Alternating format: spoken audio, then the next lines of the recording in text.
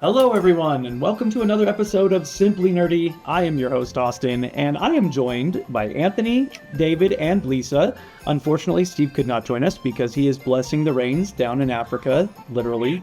What? He's in Africa. He is. Yes. He is in Africa, yeah. Do you see this in the Discord and I'm just not there? Yeah, possibly.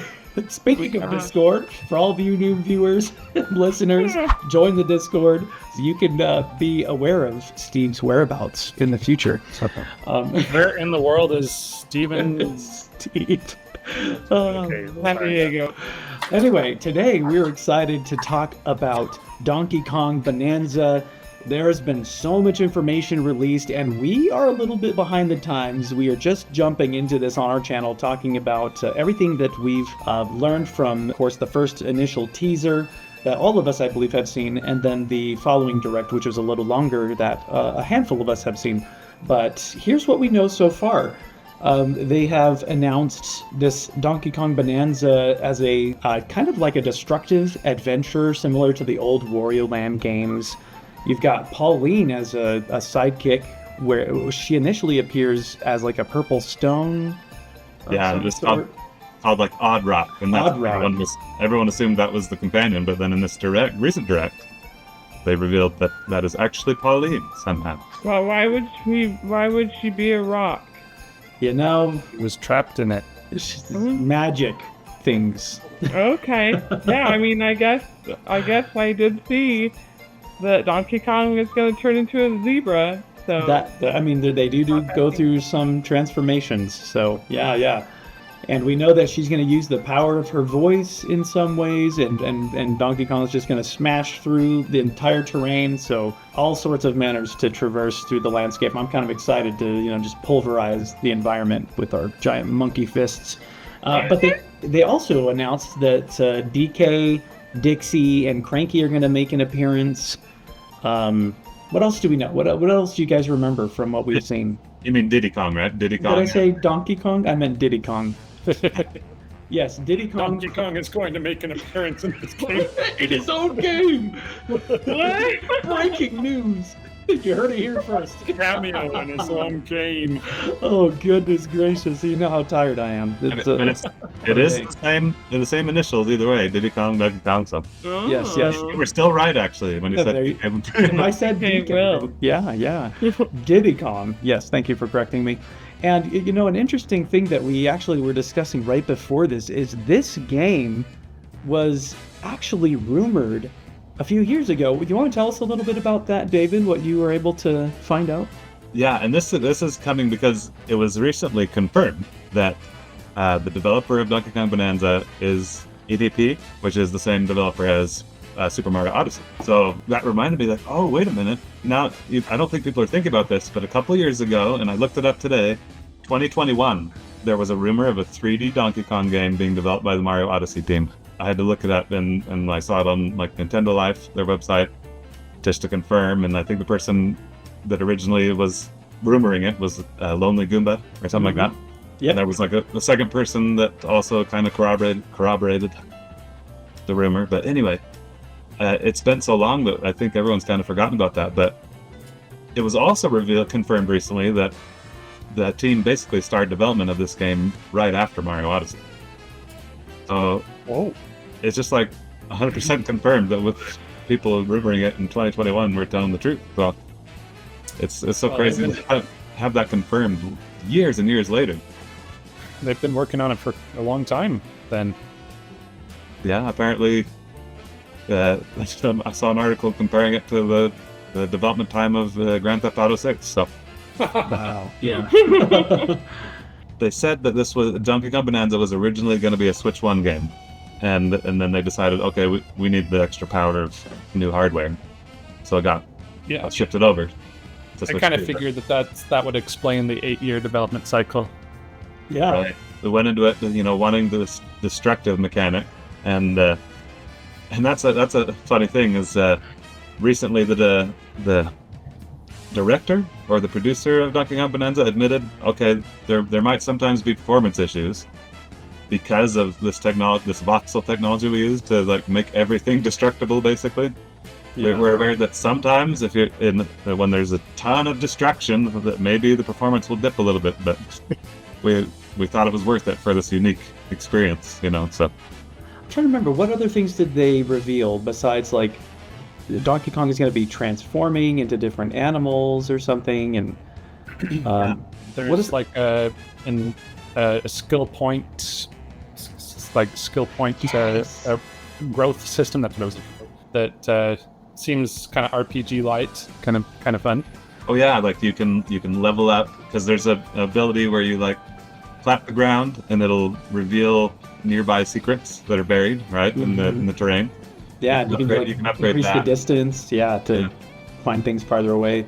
That's really cool. And like the destructive power of your punches can be upgraded.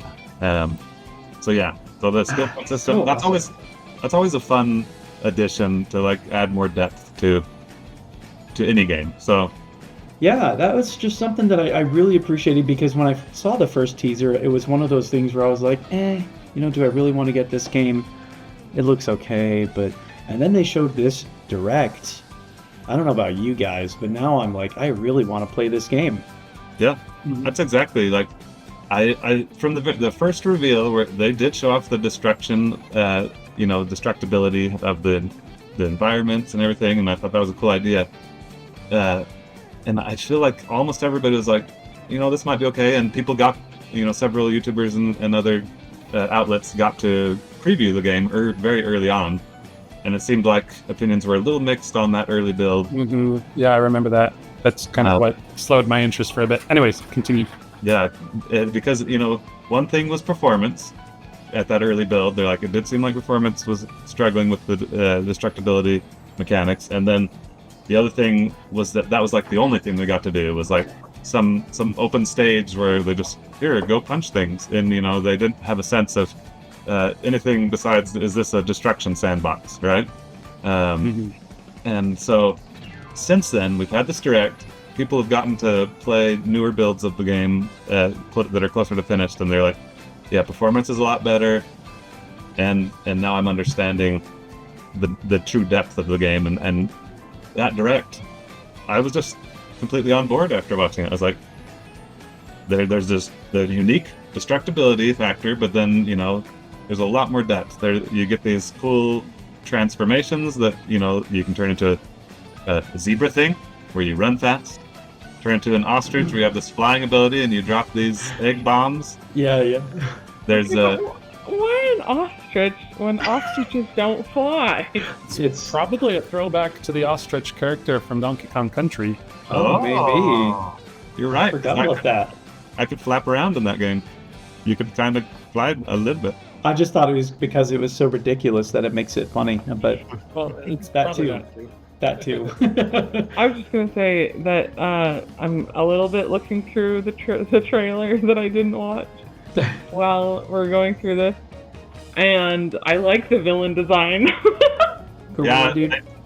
they look really. I agree. Like as soon as you see them, they're like, that's some cool designs. There's like the Void Leader guy that's very unique, and then there's the secretary-looking person. Yeah, the secretary-looking one. Oh, that's right. The muscle-looking one.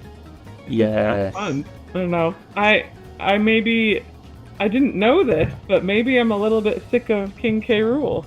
So No, these definitely have some interesting personality to each of these villain characters. yeah, and I think think it's also partially the fact that I like, within reason, I like new villains. Yeah. That's one thing we don't always get as Nintendo fans. That's true. Yeah. Bowser over and over and over and over, and Ganondorf. But and don't rule it out. King K. Rool could still make an appearance, but anyway, Yeah, that's true. it's nice to have some new villains at least. As long as they don't pull his aunt. Please Yeah. no. It's We can't it's cut interesting. Zam. Yeah. I have to say, I'm more forgiving of Bowser being a repeat villain because they don't try to narratively pretend anything else. It's more offensive in Zelda when they're like, "Oh, how refreshing, a new villain! Who is it? Who could it be? Yeah. Oh, it's a temper tantrum throwing child. That's all. And actually, the one pulling the strings is still Ganondorf. Yeah. But you didn't expect that. Yeah. Although, play Echoes of Wisdom. Because Okay, I haven't yet, so. Oh yes. Yeah. I agree with you in general that the villain designs look fun and unique, and here's my hot take. I like Donkey Kong's new design better. I do know too. some people are really, A lot of people are ticked, but yeah, it seems not divisive. It seems like either you just love the rare design or you're like, oh, I like this new design. But it's grown on me so much that I now see renders of the rare design. I'm like, that's not as good. yeah. Don't know. I feel like the new design allows him to be more expressive. Yeah. Isn't the argument for the new design that they did it because of expressiveness? Maybe. Yeah. I mean, that's Yeah, definitely what we're getting either way. Yeah. And and like you watch the footage and you see like DK grinning or like, and you know, it makes me think of Luigi's Mansion 3, which was also a very well animated, well expressive game, and it's kind of their new thing. This, you know, starting with and Mario Wonder was a lot more expressive. Yeah. Mm. And even in Mario Kart, I noticed that a lot of the characters in Mario Kart are very expressive and animated. It's very cool. It adds a lot of charm and a lot of personality, and just a lot more fun to look at. So I'm very on board with that. And I think that's what happens. I see the rare design of Donkey Kong now, and his face just looks very stiff. So like,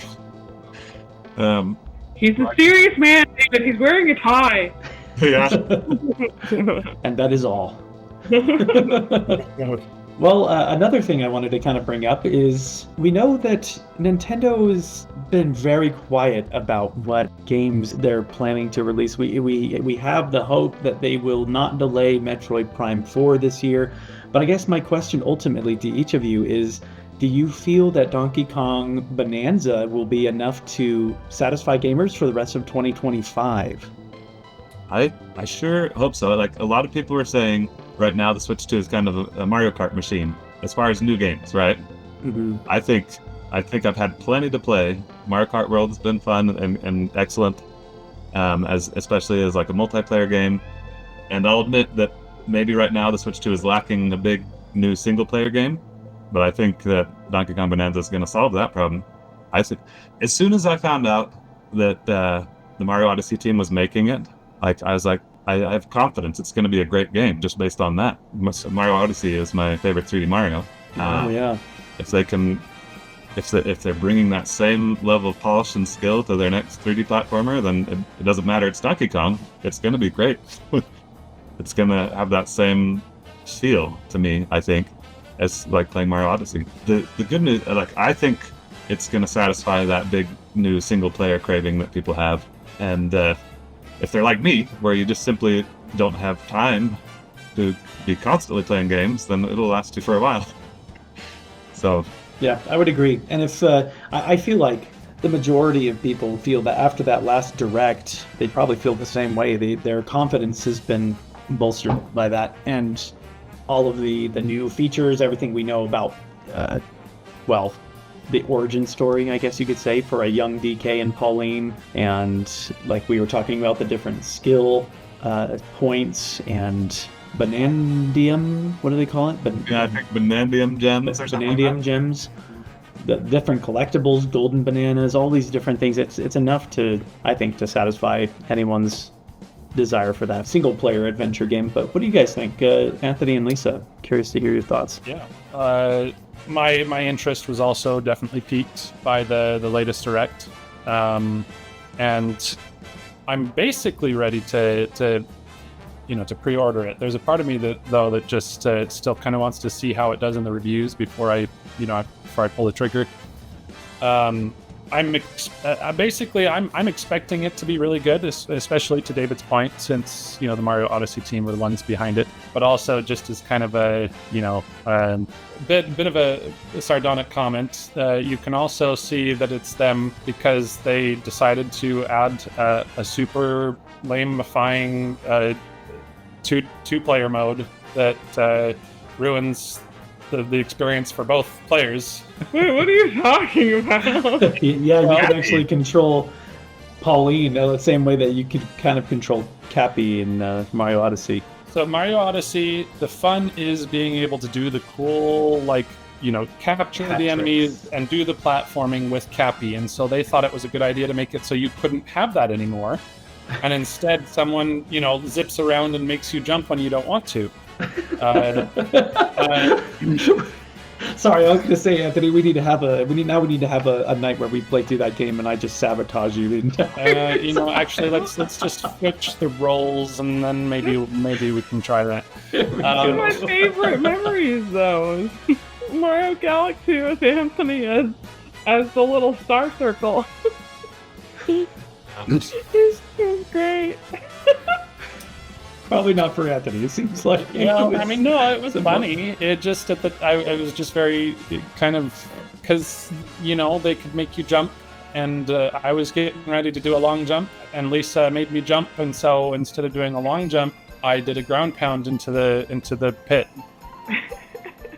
Because you have to do the Z and then A to do the long jump, but she pressed A, so I was hitting Z in the air. Anyway, I think I was trying to help him do a union jump, or maybe I was being a brat. I'm not sure. I had the impression at the time that it was an accident, but it was a very unfortunate one. Either way, it was one of those things. I guess this has been an MO for Nintendo for a while in certain games, that they feel the need to add some sort of two-player mode that actually cheapens the experience. Okay. Fortunately, you don't have to engage with it. So in this game, Pauline rides on DK's shoulder, and if you do the two-player mode, then someone can use mouse mode to make her shout These are singing abilities. words that she shouts words that take concrete form and explode things. Yeah. So I feel like the issue with Mario Odyssey is that it takes away functionality from the player and gives it to the second player. But does she have functionality when you're in single player mode that is being taken away when you're in double player? I would argue that because the entire idea is being able to break the environment as Donkey Kong, and now you've got this little girl shrieking it out of your way instead. I feel like it's different. I do think it's a step up from Odyssey, because Odyssey, like Anthony said, it's taking away your ability to control the cat yourself as the first player, right? Yeah. Hey, yeah. that's what I said. And you're basically useless as the cat in addition to that. So the second player is... And you're useless as Mario. Yeah, basically you have to be like, please, second player, please go capture that for me. So, anyway. Yes. But whereas in this case, I read a preview where somebody was saying, this is actually a big step up from Odyssey. I feel like I'm useful as the second player.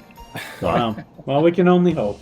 Useful, sure. I can still see that being a thing. I don't want to go too far and off into the weeds on this, other than because it was meant just to be a joking side note. But I'm not going to argue usefulness. I'm just going to argue whether or not it's fun. I like having all of the elements of a single player game at my disposal, and not that my 7-year-old son will randomly sabotage me by shouting words at the thing I was wanting to do. I don't know. Anyway, Anthony's knocking it before he tries it. I like fully formed cooperative ideas and not these halfway, like gimmies. But anyway, that being said, again, I don't have to interface with it at all, and the rest of the game looks pretty compelling. And so, Wait. I thought that you were shortening gimmick to gimme. Then I realized that you weren't. No. So the rest of the game, especially after the latest Direct, looks very compelling. It looks like they're bringing some really fun platforming challenges, which is always what I'm looking for from a game like this. I also thought it was really fun that they had those little mini areas where sometimes it does like the 2D platforming, and that's just a nostalgia trip in the best way. Like it just looks like they're bringing a lot of like really fun, different missions and you like play styles that seem really fun. So I think the only thing that is keeping me from, like I said earlier, hitting the purchase button right now is there's a part of me that is not entirely sold on the idea of destructible environments, period. For me, the limitations are part of what creates like a cohesive, well-crafted experience. And so I think that, I'm not saying that I think that that's not what they've done here, because I think that they've controlled it in pretty clever ways from what we can tell. It just, the jury's out as far as how well they can implement that idea in general. But I still expect to purchase it as long as I don't, see that the reviews are like, wow, this game's terrible, so yeah. And I'm gonna play the game. I just don't know how much I will love that particular mechanic, but we'll see. Well, thankfully, we know someone in our group is getting the game, and there's always that family share option, the virtual game share. So you can always test the waters before you decide to get it for yourself. Wait, who's getting it? Steven said. Steve said he's for sure getting it. And I'm probably getting it. So. Yeah, I think I'm on the probably train. I want to support, the creativity on display. Just because I have some misgivings about one element of the game design, even if it is relatively central, doesn't mean I'm not going to try it out. Sure. Anyway, I just thought I'd throw that out there, that I'm not, I'm not 100% convinced on destructible environments, but maybe they'll surprise me. And if I'm being honest, I do have to agree with you. Like, especially as a platformer, like if I just remove all the platforms, then you're not playing platform anymore. So I can understand that concern of, like, is it going to be so overpowered that you're just tearing apart the game and there's nothing left? I wonder how they're going to mitigate that. How they'll remedy if you're so destructive that you just have nothing but a single pebble to stand on. Like, you get to suffer. Get to suffer the results of your actions. That's right. Teach people to deal with the consequences of their actions. My idea is that Anthony should just consider playing with a 2-player hard mode. It's a challenge. You have to beat the level before they destroy the whole thing. Somebody should do a challenge. Maybe Austin and Anthony. Where Austin told to stop Anthony from beating the level, and Anthony told to beat the level. Stop him. Brilliant. Sorry, Anthony. I know he's like, yes, this is nightmare fuel. But I was gonna say, regarding this idea, I did hear that you can reset the environment. So if you accidentally destroy it so much that you can't reach something you need to reach, then I think you can undo it somehow, like undo your destruction a little bit. Oh, okay. I don't know if that's a general, like, reset the whole level, or if you can, like, Minecraft, build it block by block. Yeah. Oh no! No, I was kidding. I was just kidding. That. Oh, I said Minecraft. Now we're gonna attract all the little squirts into our videos to share share how much they love Minecraft. We welcome you. We welcome you, viewers. Anyway, any other final thoughts that you guys might have that you want to share about this game before we conclude? I'm expecting to purchase it.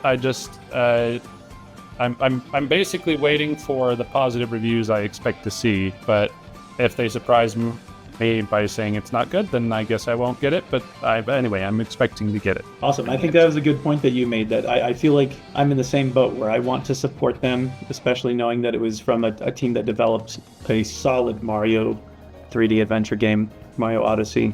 So I want to support them. It's just a matter of when for me, because I'm saving up for important games like Metroid. Yes, and now that you've said that, I'll just go back to answering one of your original questions.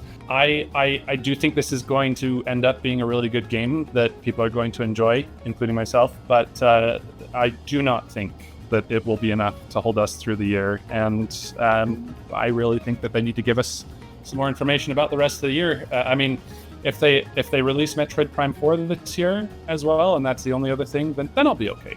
Yeah. I mean, I want more, Sure. but I don't think they should release a new console and then release 2 games in the year that it releases. I think it's going to be interesting because there's rumors that a Nintendo Direct will finally happen once DK is out, right? DK Bonanza. Yeah. And that makes sense to me that they wouldn't want to like steal the spotlight before the game actually releases. Mm-hmm. Like let the game release this week, give some people some time to get it and play it, and then maybe at the end of this month we'll get a Nintendo Direct. That makes sense to me. So I would hope so, because they have so many games that we need more information about that we're anticipating coming out this year. We need release dates. We need teasers. We need, more visuals of these games to get people excited for the holiday season.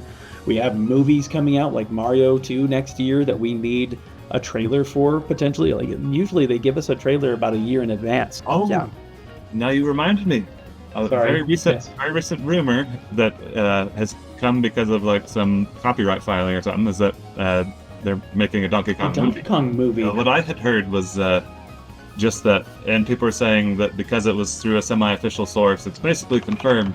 There's been no announcement, right? But it was just like some legal document showing a Donkey Kong movie is at least being considered. Today, we just heard that Nintendo filed a copyright notice for this Untitled Donkey Kong motion picture. So I'll drop a link in the description so people can check it out. So we don't want to spend too much time on that, but I think that is an interesting development. But holy cow, yeah, like... Maybe we'll get a Donkey Kong movie as long as... or maybe not because they're suing or something. I don't know what's going to happen. But... Maybe eventually set them up for that Nintendo Cinematic Universe that everyone's been asking for. But thank you guys so much for tuning in and listening to us ramble on about content about Donkey Kong and so on. And we'd love to hear your comments. Do you anticipate that you're going to be getting the game this year? Do you think it's going to live up to the hype? Do you feel like this game is going to be all you need until 2026? We're interested in your thoughts. If you've liked this content, then don't forget to hit the subscribe button and drop a like and ring that notification bell so you can be notified of more nerdy content in the future. And until next time, keep it nerdy.